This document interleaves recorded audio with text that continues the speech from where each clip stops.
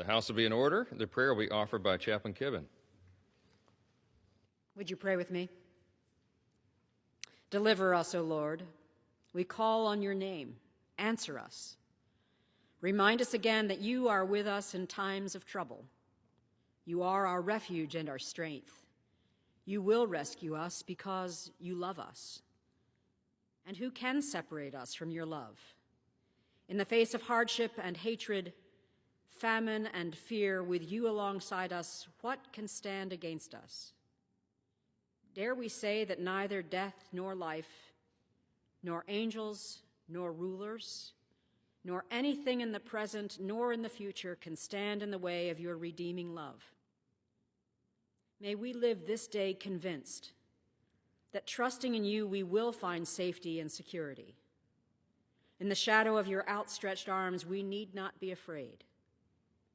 Guard us then wherever we go. If we stumble, bear us up.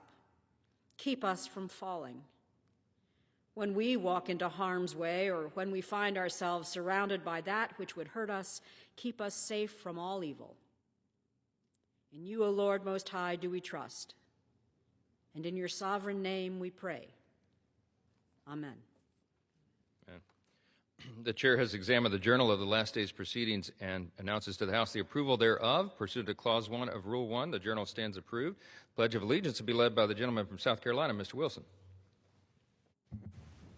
Everyone, including our guests in the gallery, are invited to participate. I pledge allegiance to the flag of the United States of America and to the republic for which it stands, one nation, under God, indivisible, with liberty and justice for all. The chair will entertain up to 15 requests for 1-minute speeches on each side of the aisle. For what purposes, the gentleman from Pennsylvania seek recognition? Mr. Speaker, requesting unanimous consent to address the House for 1 minute and to revise and extend my remarks. Without objection, the gentleman is recognized for 1 minute. Thank you, Mr. Speaker. Mr. Speaker, I rise today to celebrate the success of the Warren Area High School robotics team, who have earned numerous awards this season. Earlier this month, the team competed in the Pennsylvania State Qualifier and were undefeated. The team earned 3 top awards: Tournament Champions, Skills Champions, and the Excellence Award. This season, the team won 3 awards at their first 3 competitions, and a historic achievement for the group. The students have qualified for the state tournament in March and have been invited to an additional national tournament, which will be held in Iowa. The team is working towards qualifying for the VEX Robotics World Championships, which is hosted in St. Louis this year. The team has qualified for the World Championships for 2 consecutive years. At the World Championship, participants are given the same materials to build a robot and must answer questions from a panel of judges. Mr. Speaker, I congratulate the team on this historic achievement, and I wish them the best as they prepare for more tournaments this year. Thank you, Mr. Speaker, and I yield back the balance of my time. For what purpose does the gentlewoman from Massachusetts seek recognition?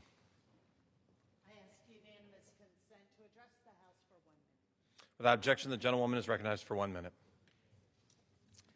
I rise today to bid farewell to my floor director, the incomparable Ray Salazar. If you've had the privilege of serving in this chamber, you know what a gem, what a patriot, and what an indispensable pillar of this institution Ray is. You also know what a reliable friend and advisor he is, and you know what a loss his departure will be for the House of Representatives. From his time with Leader Hoyer to his years on my team, every time he stepped onto this floor, he has strengthened our institution, always leading with values and integrity, bringing a steady hand to his work, along with his encyclopedic knowledge of parliamentary procedure. Ray, I thank you for 13 years of extraordinary service. You are the model of what it means to be a public servant, waking up every day to work for the American people. We wish you all the best in your next chapter. Thank you, and I yield back. For what purpose does the gentleman from South Carolina seek recognition?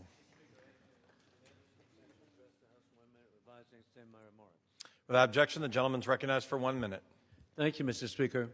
1 year ago, Donald Trump was sworn in as the 47th president. Taking over a weakened country with a crumbling Biden economy, President Trump and Republicans have delivered lower costs, bigger paychecks, creating jobs. President Donald Trump signed the Working Families Tax Cut Act, which limits government, expands freedom, and provides for peace through strength. The law allows Americans to keep their own money, promises made, promises kept. In conclusion, God bless our troops as the global war on terrorism continues.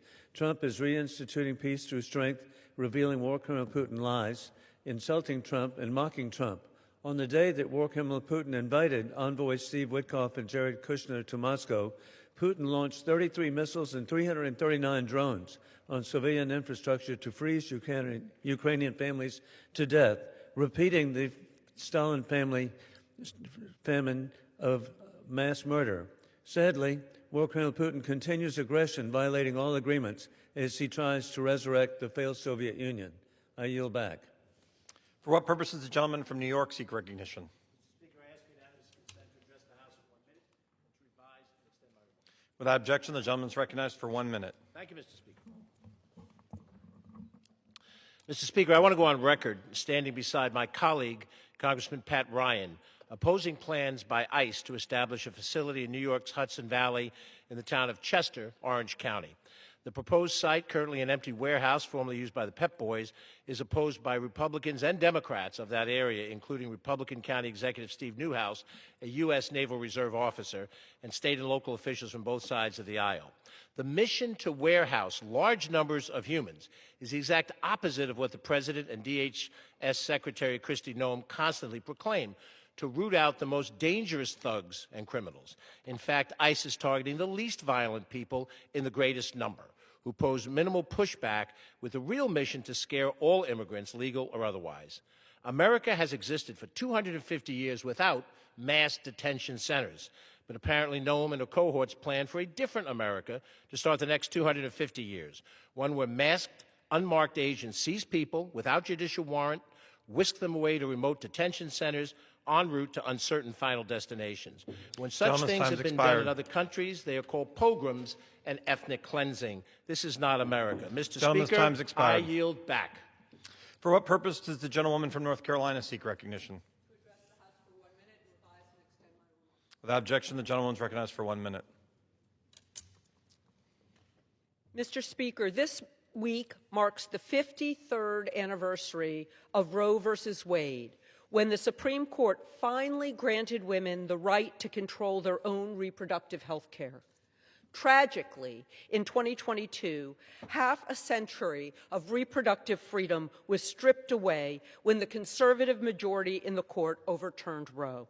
Since then, we've seen extreme abortion bans enacted across the country, including in North Carolina. And today, Republicans at all levels of government are waging an all-out war on America's access to care, punishing health care, even pushing health care even further out of reach for millions of women. First, they took away our right to choose, then they took away our health care coverage. They came for our freedom, and then they came for our doctors and hospitals. Women deserve better, and Republicans deserve the blame. Thank you, and I yield back. For what purpose does the gentleman from Massachusetts seek recognition? Without objection, the gentleman is recognized for 1 minute. Mr. Speaker, last Friday with my friend Congressman Steve Lynch, I visited Quincy Community Action Programs in Quincy, Massachusetts as part of my statewide End Hunger Now tour. We kicked off our visit with QCAP CEO Beth Ann Strollo and some of the young kids in their Head Start program enjoying healthy breakfasts of yogurt and berries. They were so enthusiastic. Later on, we heard from Ted Donnelly, who leads QCAP's food and nutrition programs at their Southwest Community Center. He spoke about the record-breaking number of people coming to the food pantry every month, especially when USDA let SNAP benefits lapse during the Republican shutdown. We also heard poignant stories from a few of QCAP's clients, Nisha, Mary Beth, Tanya, and Danielle. One noted that she would love to work more hours, but if she does, she'll lose all of her food benefits. Mr. Speaker, my visit to QCAP strengthened my resolve even more to fight back against the Trump administration's vicious attacks against our anti-hunger programs and end hunger now. I yield back. For what purpose does the gentleman from California seek recognition?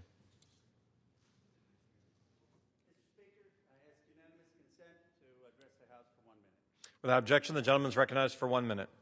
Mr. Speaker, Donald Trump's threats to invade Greenland have destroyed the world order. Prime Minister Carney, quoting Thucydides, has said that America is acting as if might makes right. He's invoking Václav Havel's call for resistance, not against authoritarian communism, but against the arrogance of America.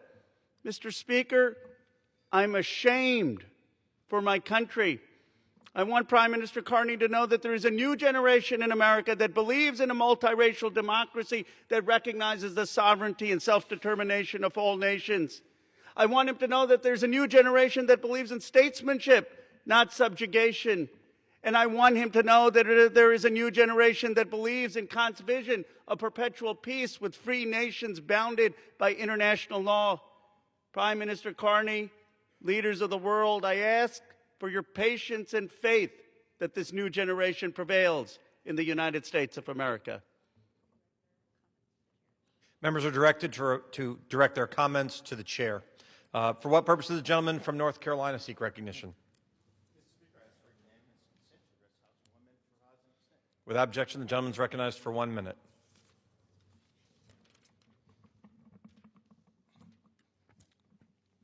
Mr. Speaker, Eastern North Carolina farmers are facing a crisis.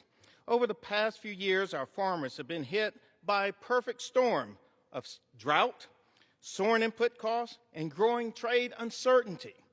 When our farmers don't have a clear backup plan or real support, family farms and rural jobs are put at risk. Some say, Congressman, why do you talk about farmers so much? It's this simple. When farmers struggle, local businesses and entire communities feel the impact. And our state's agriculture economy faces a potential $1.9 billion hit if things don't improve. That economic hit would devastate our cotton, sweet potato, peanut, corn, and soybean farmers, tobacco growers, pork and poultry producers. We need bold, comprehensive action that lowers costs, expands market access, strengthens disaster recovery, addresses labor concerns, and stands up for our farm families. I yield back. For what purpose does the gentleman from Georgia seek recognition? Mr. Speaker, by the direction of the Committee on Rules, I call up House Resolution 1009 and ask for its immediate consideration. The clerk will report the resolution.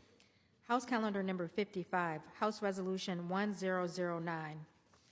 Resolved that upon adoption of this resolution, it shall be in order to consider in the House the bill, H.R. 6945, to amend Part A of Title IV of the Social Security Act to clarify the authority of states to use funds for pregnancy centers and for other purposes. All points of order against consideration of the bill are waived. An amendment in the nature of a substitute consisting of the text of Rules Committee Print 119-17 shall be considered as adopted. The bill as amended shall be considered as read. All points of order against provisions in the bill as amended are waived. The previous question shall be considered as order on the bill as amended, and on any further amendment thereto to final passage without intervening motion except one. 1 hour of debate, equally divided and controlled by the chair and ranking minority member of the Committee on Ways and Means or the respective designees, and 2, 1 motion to recommit. Section 2, upon adoption of this resolution, it shall be in order to consider in the House the bill, H.R. 6359, to require institutions of higher education to disseminate information on the rights of and accommodations and resources for pregnant students and for other purposes. All points of order against consideration of the bill are waived. The amendment in the nature of a substitute recommended by the Committee on Education and Workforce, now printed in the bill, shall be considered as adopted. The bill as amended shall be considered as read. All points of order against provisions in the bill as amended are waived. The previous question shall be considered as order on the bill as amended, and on any further amendment thereto to final passage without intervening motion except one. 1 hour of debate, equally divided and controlled by the chair and ranking minority member of the Committee on Education and Workforce or the respective designees, and 2, 1 motion to recommit. Section 3, upon adoption of this resolution, it shall be in order to consider in the House the joint resolution, House Joint Resolution 140, providing for congressional disapproval under Chapter 8 of Title V United States Code of the rules submitted by the Bureau of Land Management relating to Public Land Order Number 7917 for withdrawal of federal lands, Cook Lake and St. Louis counties, Minnesota. All points of order against consideration of the joint resolution are waived. The joint resolution shall be considered as read. All points of order against provisions in the joint resolution are waived. The previous question shall be considered as order on the joint resolution and on any amendment thereto to final passage without intervening motion except one. 1 hour of debate, equally divided and controlled by the chair and ranking minority member of the Committee on Natural Resources or their respective designees, and 2, 1 motion to recommit. The gentleman from Georgia is recognized for 1 hour. Mr. Speaker, for the purpose of debate only, I yield the customary 30 minutes to the gentleman from Massachusetts, Mr. McGovern, pending which I yield myself such time as I may consume. During consideration of this resolution, all time yielded is for the purpose of debate only. Mr. Speaker, I ask unanimous consent that all members have 5 legislative days to revise and extend their remarks. Without objection. Mr. Speaker, last night the Rules Committee met and reported a rule. House Resolution 1009, providing for consideration of 3 measures. H.R. 6945, the Supporting Pregnant and Parenting Women and Families Act, under a closed rule. The rule provides 1 hour of debate, equally divided and controlled by the chair and ranking member of the Committee on Ways and Means, or their respective designees, and provides 1 motion to recommit. H.R. 6359, Pregnant Students' Rights Act, under a closed rule. The rule provides 1 hour of debate, equally divided and controlled by the chair and ranking member of the Committee on Education Workforce, or their respective designees, and provides 1 motion to recommit.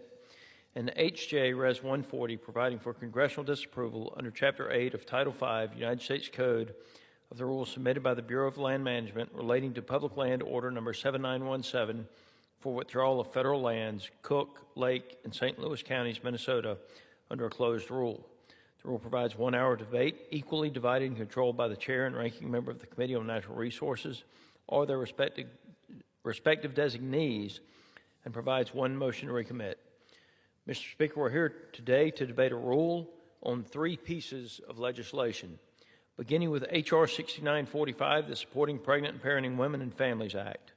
Mr. Speaker, across the country, pregnancy centers serve as a trusted community-based nonprofit that offer a wide range of material assistance and support, including pregnancy testing, prenatal education, parenting classes, ultrasounds, diapers, baby clothing, adoption referrals, and connections to housing and other services.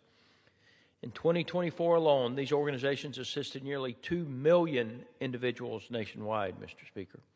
Despite their long-standing role in supporting families and advancing the core purpose of temporary assistance to needy families, a proposed rule under the previous administration raised uncertainty about whether states could continue partnering with pregnancy centers, even though these services clearly align with helping children remain in their homes and reducing dependence on government assistance. H.R. 6945 addresses that uncertainty by making clear that states may not be restricted from choosing to work with pregnancy centers and that temporary assistance to needy family funds may be used for these services consistent with federal law. This bill does not mandate participation. Again, Mr. Speaker, this bill does not mandate participation, but instead preserves state flexibility and protects against future administrative overreach. At a time when families are facing rising costs and difficult choices, ensuring access to proven community resources matters. This legislation reinforces support for pregnant and parenting women, respects state decision-making, and strengthens efforts to help families thrive. Additionally, the rule provides for consideration of H.R. 6359, the Pregnant Students' Rights Act. Mr. Speaker, today's student population looks very different than it did decades ago. Nearly 1 in 5 undergraduate students are raising children while enrolled, yet many pregnant students remain unaware of the rights and accommodations already available to them under federal law. While Title IX clearly prohibits discrimination based on pregnancy and requires reasonable accommodations, those protections are only meaningful if students know they exist and understand how to access them. Too often, that information is buried, inconsistently shared, or not communicated at all. H.R. 6359 takes a straightforward approach by requiring colleges and universities that receive federal student aid to clearly disseminate information regarding pregnant students' rights, available accommodations, as well as both on-campus and community resources. This bill also ensures students know how to file a Title IX complaint if those rights are violated.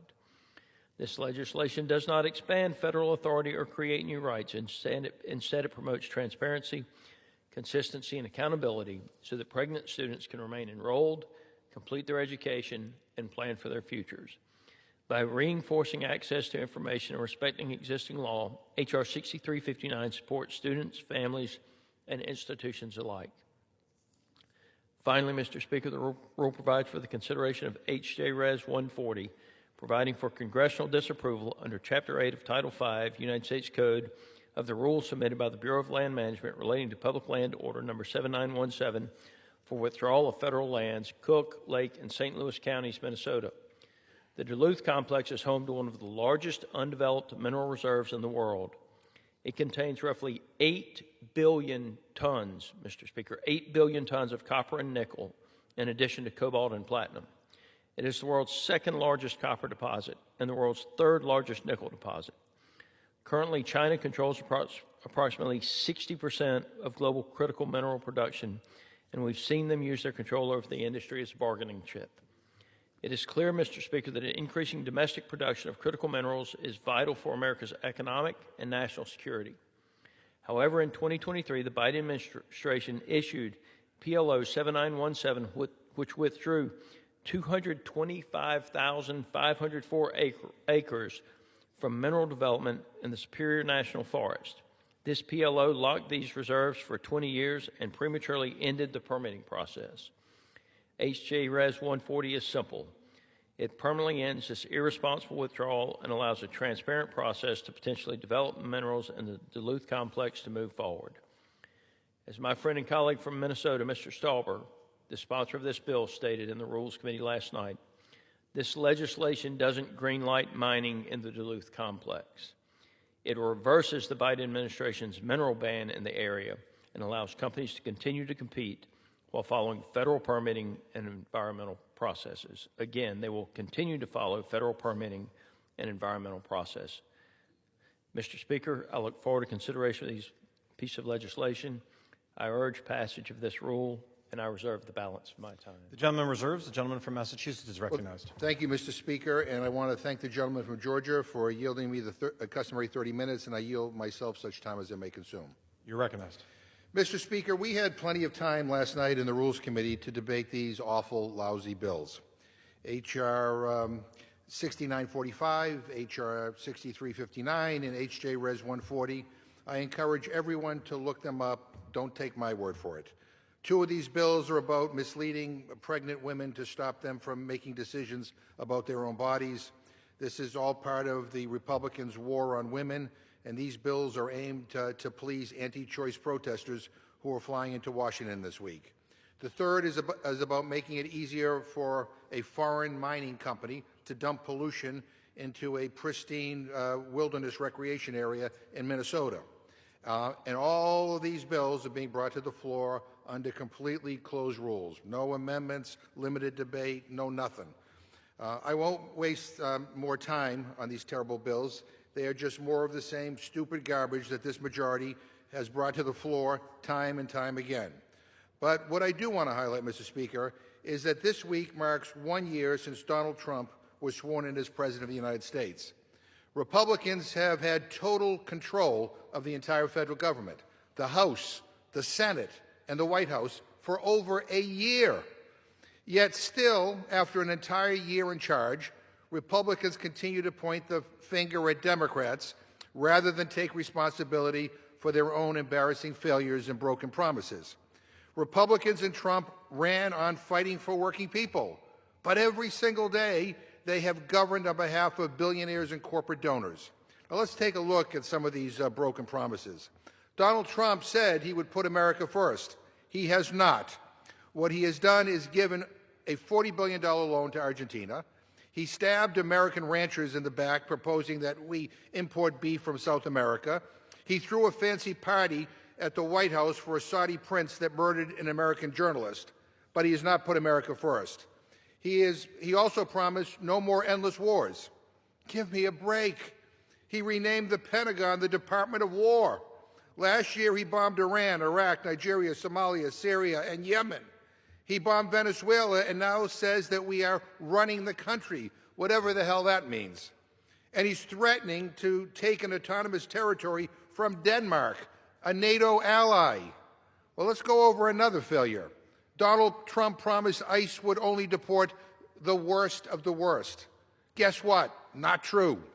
ICE agents are terrorizing not just immigrants, but U.S. citizens, sowing chaos, murdering an unarmed American mom in broad daylight, and deporting veterans and asylum seekers who are here legally. Another campaign promise. Donald Trump said he would lower prices on day one. Oh my God, Mr. Speaker. Has anyone in this administration gone shopping? Now, let me say this as someone who buys his own groceries in Worcester, Massachusetts. Prices are not only high, they're going up even more because of Trump's reckless tariffs. And gas? Remember when Trump bragged about how he would get gas down to $2 a gallon? It's $3 a gallon down the street from my house. Now, let's keep going down the list. Trump said he would get drugs off our streets and put criminals in jail. Give me a break. He pardoned the guy who created the dark web market that smuggled in tons of fentanyl. Then he pardoned the Honduran ex-president convicted of trafficking tons and tons of cocaine into the United States. And let's not forget, he pardoned all of the January 6th rioters, many of whom have since gone on to reoffend with illegal gun possession and committing child sex crimes after Donald Trump let them out of jail. Then, of course, we have the promise that Trump would, quote, replace Obamacare with something better. Instead of something better, Republicans let the enhanced ACA tax credits expire at the end of 2025, which means now people are paying more. Tens of thousands of people in Massachusetts alone have now dropped coverage, meaning they have no insurance at all. Republicans don't have a plan to replace Obamacare. They never have. And 15 years later, I'm starting to think that they never will. Now, another thing that Donald Trump promised, no corruption and full transparency. Remember that promise? Seriously, how much money does one family need to make off the presidency before Republicans admit it's corruption? The Trump family has gotten nearly $4 billion richer since he took office last year. How much can one family treat the presidency like a piggy bank before Republicans finally step up and do something about it? Why is his ballroom being funded by billionaire donors? What are they looking for? And what about the Epstein files? There's been no transparency there.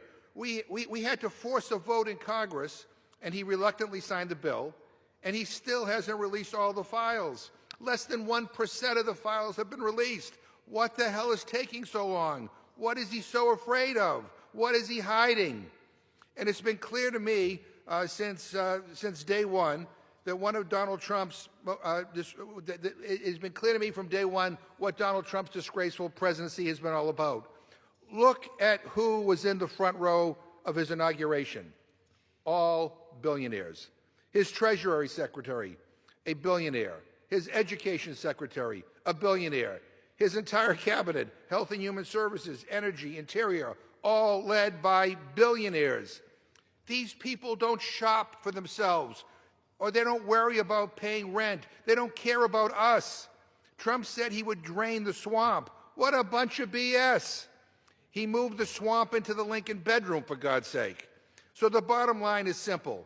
Republicans, have not done he has not done a single damn thing that he promised to do. And not only have they failed catastrophically. And look no further than the bills on the floor today.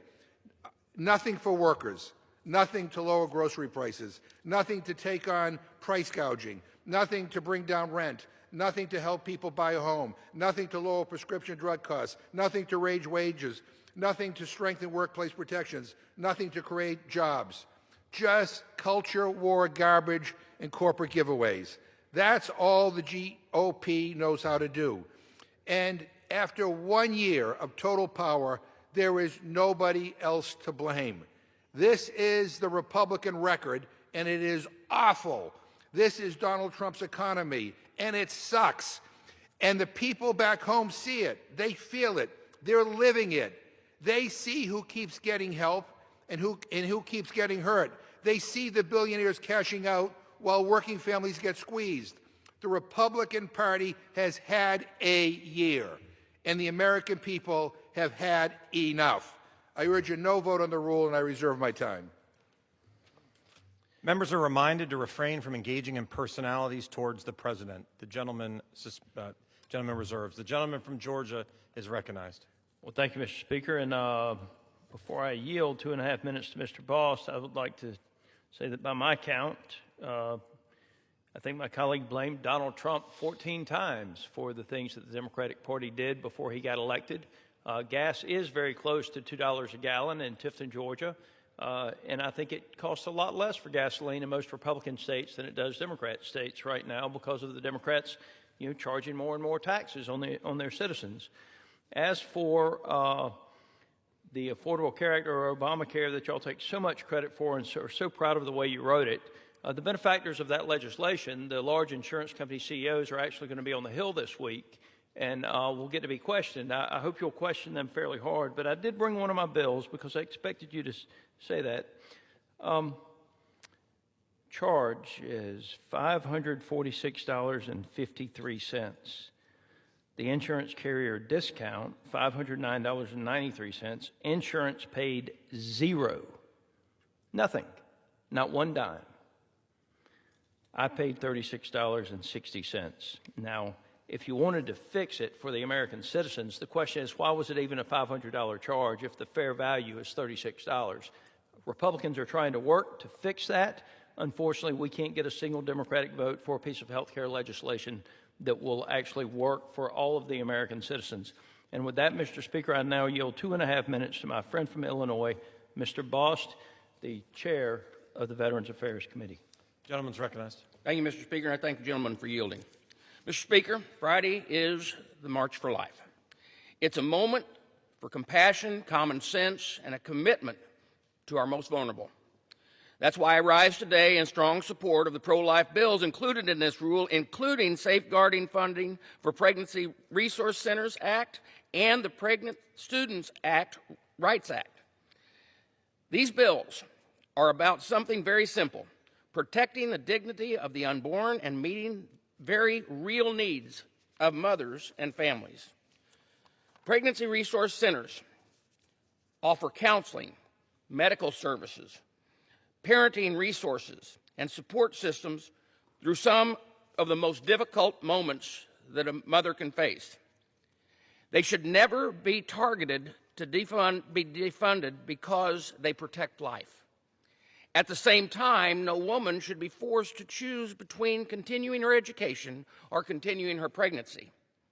Women who choose life should be supported, encouraged, and empowered, not pushed aside or told that their dreams for the future don't matter.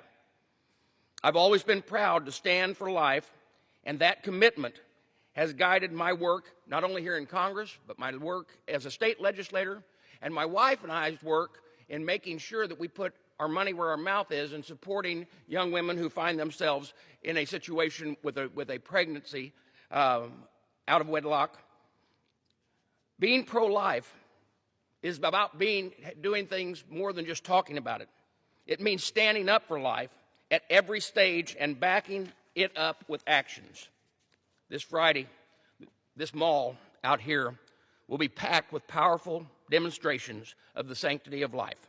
It's important that People's House meets that moment. We should be unafraid to say that every life has value and that mothers deserve our support, not our silence. I urge my colleagues to support this rule and these pro-life, pro-family priorities. And with that, I yield back. Mr. Speaker, I reserve. Gentleman reserves. The gentleman from Massachusetts is recognized. Mr. Speaker, I just wanted to correct the record on something. Donald Trump promised he'd lower gas prices to $2 a gallon. And I just did Google Maps and looked at the price of gas in the gentleman's district. It's like $2.80. That's a far cry from $2. But in any event, Mr. Speaker, I'm going to urge that we defeat the previous question. I will offer an amendment to the rule to bring up H.R. 12, the Women's Health Protection Act, to restore the rights of women to an abortion nationwide and undo extremist abortion bans in states across the country. Mr. Speaker, since the Supreme Court's Dobbs decision, 13 states have imposed complete complete abortion bans, and many more have imposed extremely short time frames to get an abortion, endangering women, threatening doctors with criminal prosecution, giving politicians in state capitol buildings extreme power over personal medical decisions and fundamental freedoms. And the bills in this rule are part of that dangerous trend. One bill actually diverts federal TANF funds meant for low-income families to fund so-called crisis pregnancy centers, which provide pregnant women, oftentimes with fake medical advice, with the goal of dissuading them from accessing contraception or abortion care. Republicans aren't providing more funding for TANF. God forbid they do that. Giving this money away to these fake medical clinics is stealing money from low-income families who need real help. And the damage these fake pregnancy centers do isn't theoretical. In my district, a woman was told by one of these centers that she had a viable pregnancy. But as time went on, she continued to feel sharp pains, she went to a real doctor and was diagnosed with an ectopic pregnancy that threatened her life and resulted in an emergency surgery. She will have lifelong complications. If she had gotten actual medical care earlier, she could have gotten the treatment she needed before it was too late. I urge my colleagues to defeat the previous question so we can bring up a bill that will actually protect women and allow them to access the full suite of reproductive care options. Mr. Speaker, I ask unanimous consent to insert the text of my amendment into the record along with any extraneous material immediately prior to the vote on the previous question. Without objection. Mr. Speaker, to discuss our proposal, I yield 3 minutes to the gentlewoman from California, Ms. Chu. Gentlewoman's recognized. Mr. Speaker, right now, millions of Americans are struggling to afford health care. Millions of new and expecting mothers are seeing their premiums skyrocket, and they are being forced to go without health insurance. And across this country, countless women are being forced to flee their states for life-saving abortion care, while too many others have suffered or died waiting for care that should never have been denied. But the legislation this body is considering today does nothing to address these real crises. Instead, it diverts scarce federal anti-poverty dollars, TANF dollars, away from struggling families and towards so-called crisis pregnancy centers that exist to shame, mislead, and delay women from accessing abortion care.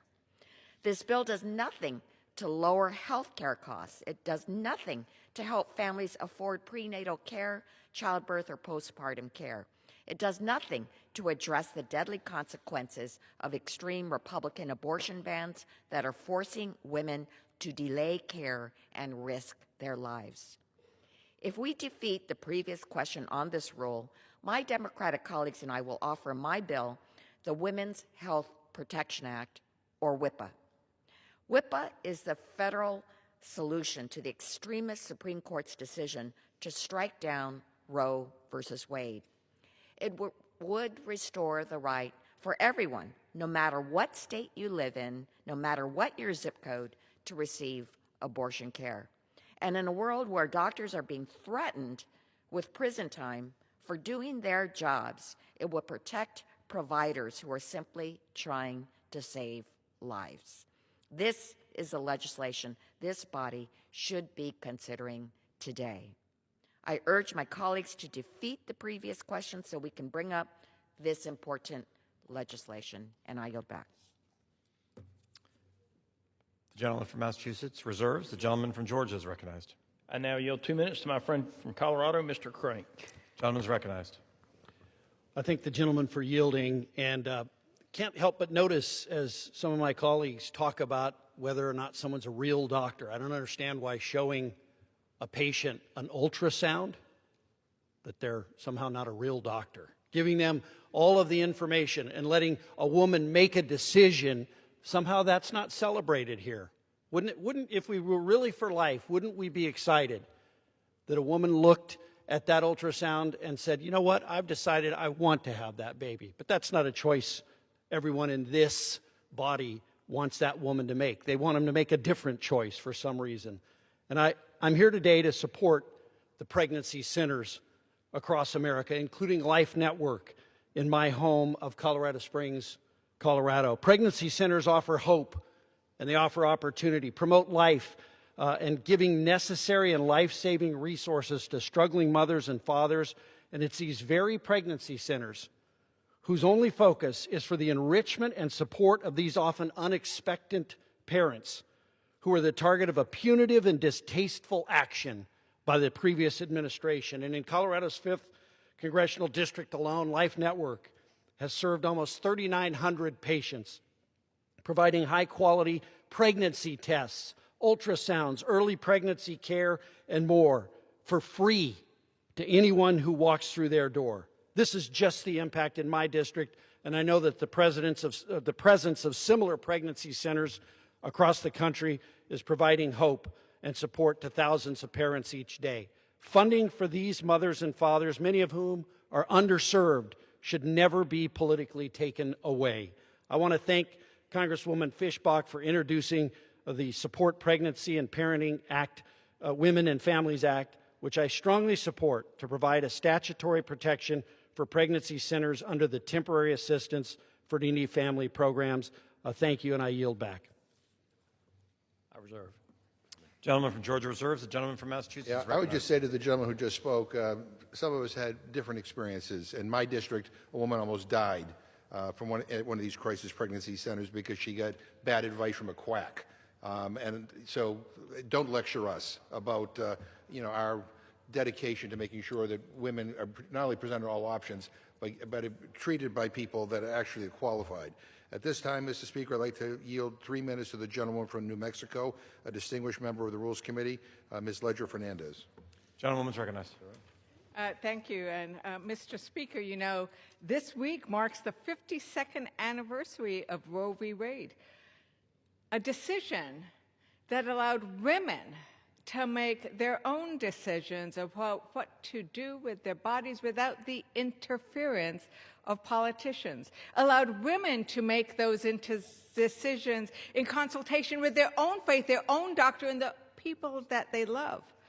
And Roe v. Wade proved that when women have that freedom to make our own healthcare decisions, we live healthier, fuller lives.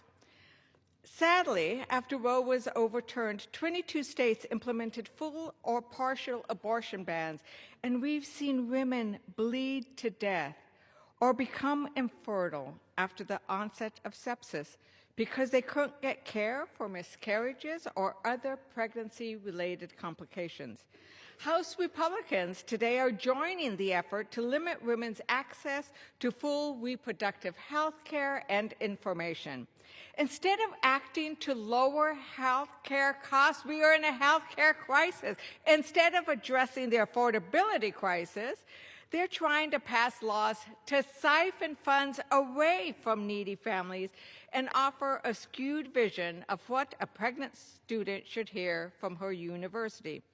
Republicans are using this moment to remind us just how little they respect women's lives, our health, or our choices. As chair of the Democratic Women's Caucus, I know that pregnancy can be joyful. As a woman who almost died on an operating table when I was pregnant, I also know how complicated pregnancies can be. And that's why I am so mad about these bills. Republicans' so-called Pregnant Students' Rights Act pretends to help pregnant students, but it provides no child care, no diapers, no formula, no housing, nothing pregnant students actually need. What it does do is control. Republicans seem to be always about controlling women, controlling people in their doctor's offices. It is about control, requiring schools to tell students about carrying a pregnancy to term, but not about what resources might be available for miscarriage, not about abortion, not about the full range of medical care that they might need to access. If a doctor only tells you about one treatment option, which might not be the best for you, that would be malpractice. Here on the House floor, it's called Republicans' priorities. Then we get the Supporting Pregnant and Parenting Women and Families Act, another nice name, another ugly attack on women. This bill allows red states to siphon cash assistance meant for food, rent, and childcare into unregulated crisis pregnancy centers, places that masquerade as medical clinics, spread information, delay care, and shame women who may have to choose an abortion. An additional 1 minute to the gentleman. Gentlewoman's recognized. What's worse, their bill blocks the federal government from monitoring state use of TANF dollars for those anti-abortion clinics. They don't want accountability on those clinics. So let me tell you, don't lecture us about race, fraud, and abuse when you refuse to monitor anti-abortion clinics and when you stay silent when Trump pardons over 44 people convicted of fraud. That's a conviction of fraud, not just a suggestion. I urge my colleagues to oppose this rule, and with that, I yield back. Gentleman from Massachusetts reserves. The gentleman from Georgia is recognized. Mr. Speaker, I did take, while the gentlelady was speaking, just a second to pull up a couple of things on gas prices since they're blaming President Trump for it. And you are correct. In Worcester, the gas price is $2.91 a gallon on average. Oklahoma, it's $2.21. Wyoming, it's $2.22. Texas, it's $2.23. And Georgia, it's about the same thing. You know what the difference is? We all have Republican governors, and so our Republican governors are working to lower the cost of energy, and the Democrat governors are obviously keeping energy prices high and blaming the president for that. With that, I reserve. Gentleman reserved. The gentleman from Massachusetts is recognized. It's interesting that so now the gentleman is blaming the governors and not Biden, but I don't even know where the hell Worcester is. I never heard of that place. It's certainly not Massachusetts. So in any event, Mr. Speaker, while this chamber is wasting more time on yet more messaging bills, a real crisis is unfolding in plain sight. Our allies are preparing for a possible military conflict with the United States. Let me repeat that again. Our closest allies, our partners in freedom and peace for decades, are reinforcing their territory because the President of the United States has plunged us into the greatest transatlantic crisis in a generation. Now, are we supposed to be relieved by the fact that finally, after a week of chaos, he said he won't use force? Is that supposed to somehow comfort us? I don't really feel very comforted because these are the same people who told us they wouldn't invade Venezuela the week before they invaded Venezuela. And let me remind everyone how this started. Last weekend, Donald Trump sent a message to Norway's prime minister. And I want the president's words in the record because the American people deserve to hear them. Quote, "Dear Jonas, considering your country decided not to give me the Nobel Peace Prize for having stopped 8 wars plus, I no longer feel an obligation to think purely of peace," end quote. Now let's listen to that again because he didn't get the prize. The President of the United States says he no longer feels obligated to think of peace. And then he pivots from grievance to threat, saying that he wants, quote, "total and complete control of Greenland," end quote. That's nuts. Again, this is truly crazy. This is the President of the United States talking about a NATO ally the way that Putin talked about Crimea before he invaded Ukraine. Quote, "If we don't do it the easy way, we're going to do it the hard way," end quote. Again, that's not a Putin quote. It's a Trump quote. You can hardly tell the damn difference anymore. Wake up, America. Are any of my friends on the other side of the aisle going to step up and put an end to this insanity? Or are we all just going to shrug it off and move on? The president's own words show he is living in a different reality. He told the New York Times that acquiring Greenland is psychologically important to him. Not to the United States, but to him personally. And by the way, just so we are all on the same page, the U.S. does not need to invade Greenland to protect America. We already have a U.S. military presence there, and Denmark has basically said that they're happy to partner with us even further because our militaries already work very closely to make sure that Russia or China doesn't gain a foothold in the Arctic. So his own justification is total BS. Threatening to annex Greenland actually makes us less safe. And if we wanted to stand up to Russia, I can think of a really easy way to do that so that doesn't involve invading a NATO ally. No, no, no. In no way is this about national security or defending the Arctic. It's a cover story. This is about a thin-skinned, petty man throwing a global tantrum because he didn't get the prize he thinks he deserves. And through all of this, barely a peep from most Republicans, not a whisper. Imagine if this were a Democratic president. They'd be up in arms. We'd have investigations and subpoenas, and it would be a national scandal. But we're hearing nothing from Republicans because they're in a cult. So I'll say what they won't. None of this is normal. This is not a joke. This is not something Republicans can shrug off or turn away from. This president is threatening a NATO ally in writing, and the world is responding. European allies have begun sending troops to Greenland to protect it from an American invasion. Canada has signaled that such an invasion would activate Article 5, meaning our allies would be obligated to take military action against us. Record-setting protests are taking place in Greenland and in Denmark because they have no interest in being taken over by Trump. And instead of de-escalating, Trump is ramping up tariffs, threats, blackmail, trying to bully our allies into letting him grab territory. And you know what the kicker is to all of this? Working people will pay the price for Trump's little temper tantrum. When you blow up alliances, you don't just blow up diplomacy, you blow up supply chains, you blow up markets, you blow up global stability. And it's never the billionaires who eat the cost. It's families, it's farmers, it's workers, it's regular people. Maybe that's why 91% of Americans think taking over Greenland is a stupid idea. But here's the bottom line. China benefits when America alienates Europe. Russia benefits when NATO is weakened and distracted. Every authoritarian on earth benefits when the President of the United States starts acting like a two-bit tyrant. And let me just end on this.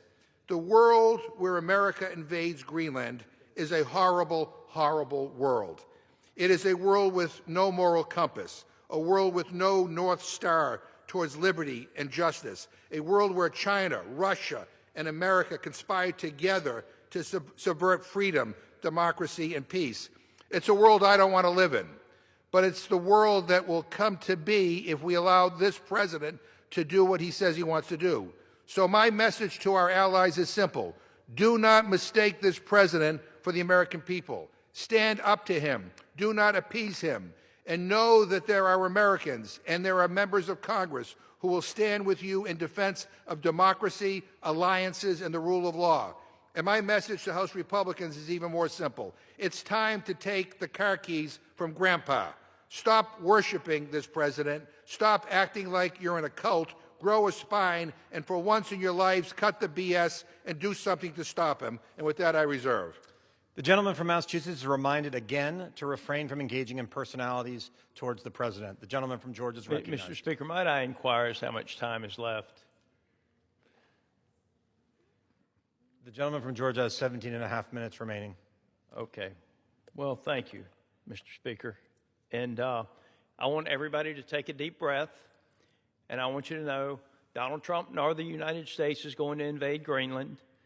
It's not going to happen. It's just not. Now, Russia might invade it, and China might invade it. And as far as Canada and the NATO alliance goes, I just got to tell you, you know, Canada committed to buy something like 90 F-35s. You know how many they actually purchased? Less than 20. Canada's national security strategy is pick up the phone and call Donald Trump to protect us. Donald Trump has done the right thing by making NATO and our partners stand up and acknowledge that they don't have the defenses in place that they need. And while some people might not want to believe it, I'll tell you one that does. Mark Rutte, NATO chief, praises Trump at Davos, says he forced Europe to step up on defense. Now, this is the head of NATO. Head of NATO. A couple of comments about President Trump.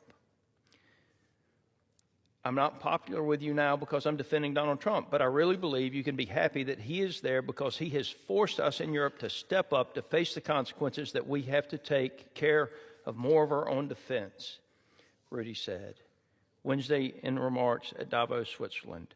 No way without Donald Trump this would never have happened. We're all on 2% now.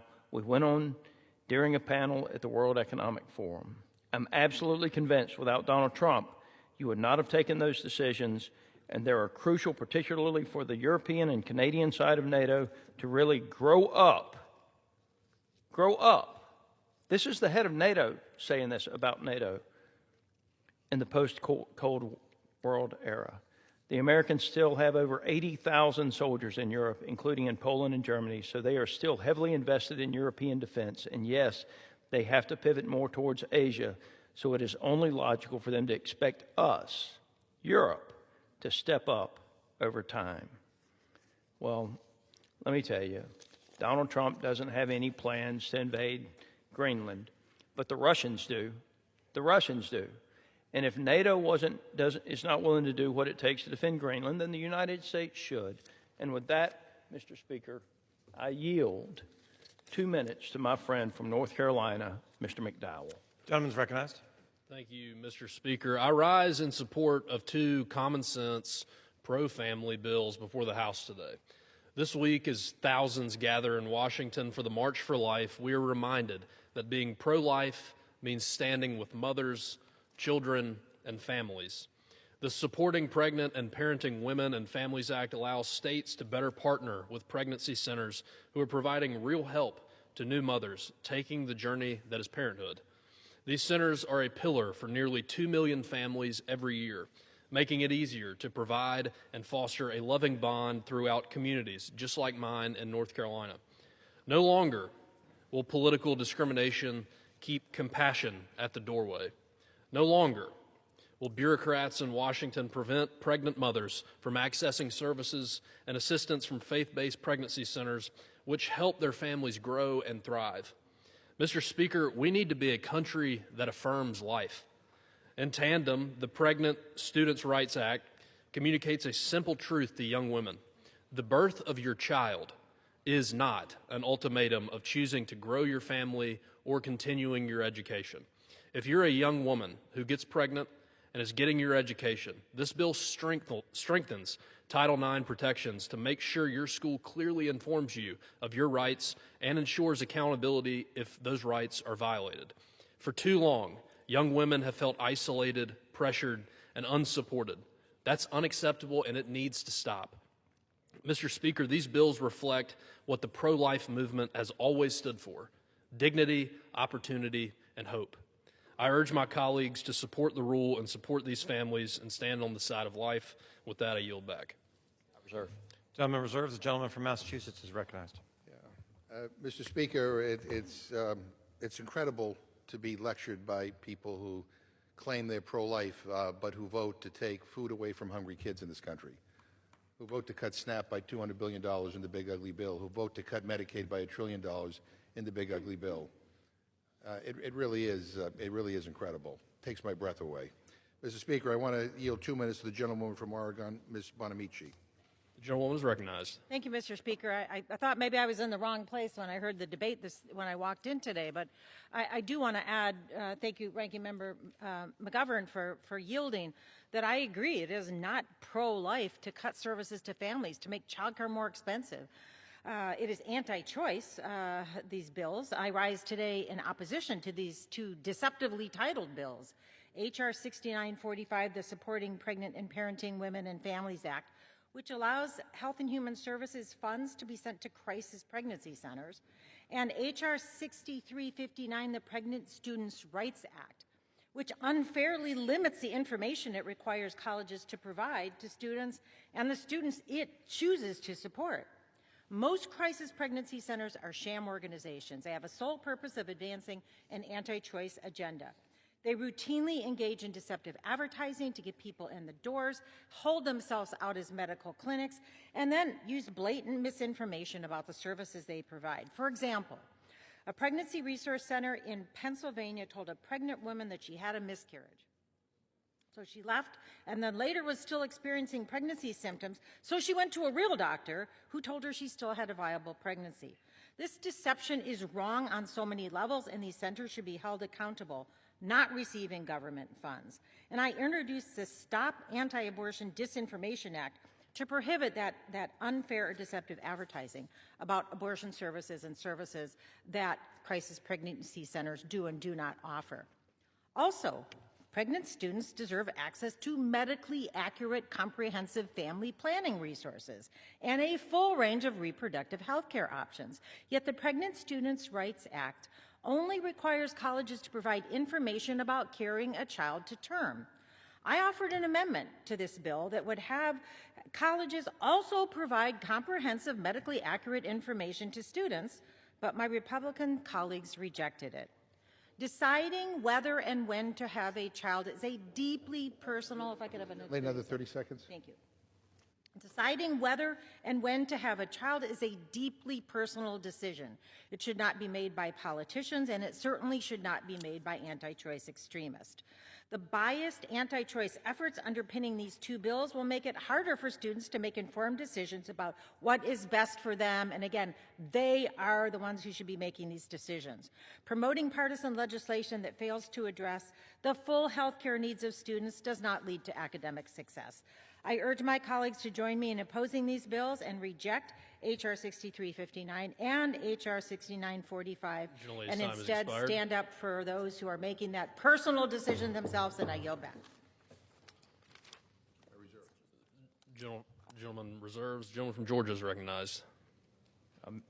Mr. Speaker, I know a lot of people that work in these centers. They're honest, dedicated, hardworking people who care about the pregnant mothers and the unborn children, and I think that the attacks on them are unfounded, unwarranted, and unprofessional. I have no further speakers on the rule. I might inquire if the gentleman from Worcestershire is ready to close. We're going to have it's to not work. my fault you spell it wrong. Worcester. In any event, I have no further speakers, and so I'm prepared to close. The gentleman from Massachusetts is I recognized. yield myself to remaining time. No objection. Mr. Speaker, I mean, first of all, let's be clear. All these crummy bills that are coming to the floor today are under completely closed rules. The gentlelady who just spoke her amendment was blocked from being debated and voted on the House floor by my Republican colleagues. Everything is just closed, their way or the highway, and it's a terrible, terrible pattern that has developed here. But, Mr. Speaker, after 1 year of total Republican control, there is nowhere left to hide. Republicans ran on helping working people. They ran on lowering costs. They ran on grocery prices and rent. And what did they do? They delivered all right for billionaires and big donors. If Wall Street wanted a tax break, it got done in a nanosecond. If Amazon wanted another loophole, it materialized out of thin air. If Big Oil wanted another permit, they rolled out the red carpet. If Big Pharma wanted to rip people off, Republicans looked the other way. That's how things have worked around here for the last year. Never a problem paying for tax breaks for billionaires, but somehow when everyday people needed help, Republicans were nowhere to be found. They cut food assistance, cut Medicaid, cut help for regular people. They stole from those with the least to give more to those with the most. And I am so sick of the excuses. For a year, we've heard Republicans blame everyone but themselves. Blame Biden, blame Democrats, blame George Soros, blame the Clintons, blame Kamala Harris, blame the blue states, blame the media, blame fill in the blank. Here's a thought, Mr. Speaker. Why don't you guys blame yourselves? You control the House, the Senate, and the White House. You are in charge. You set the schedule. You control the government. You have been in power for an entire year. And if you're still blaming someone else, that's really not a strategy. It's a confession. And as much as you guys might need a priest, I'm not here to offer forgiveness or absolution. I'm here to demand accountability. Republicans need to take ownership of your pathetic, incompetent, disastrous inability to deliver on anything you said you would. And I urge a no vote on this rule, a no vote on the underlying bill, and I yield back the balance of my time.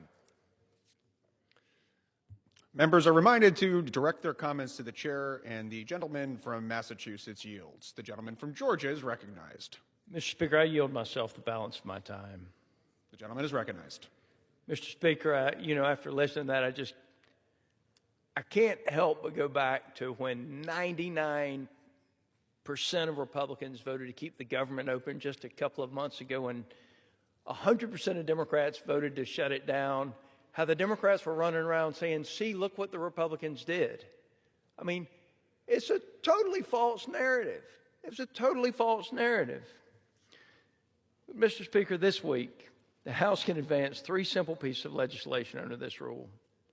H.R. 6945, the Supporting Pregnant and Parenting Women and Families Act, which addresses uncertainty and makes clear that states may not be restricted from choosing to work with pregnancy centers that TANF fund, and that TANF funds may be used for these services consistent with federal law. This is not a mandate. Speaker, we're not saying the states have to do this.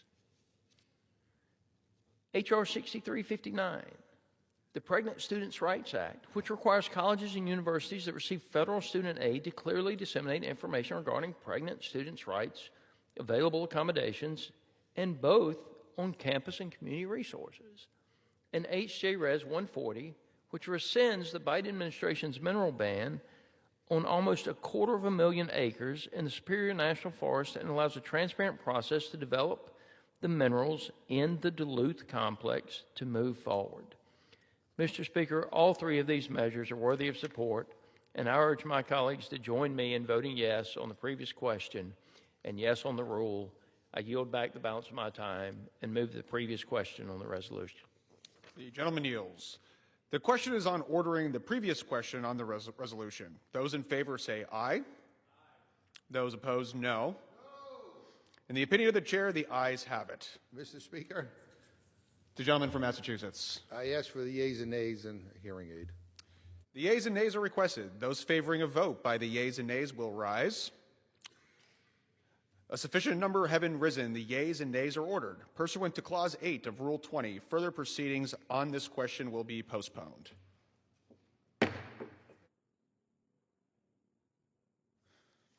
Pursuant to the Clause 12A of Rule 1, the chair declares the House in recess, subject to the call of the chair.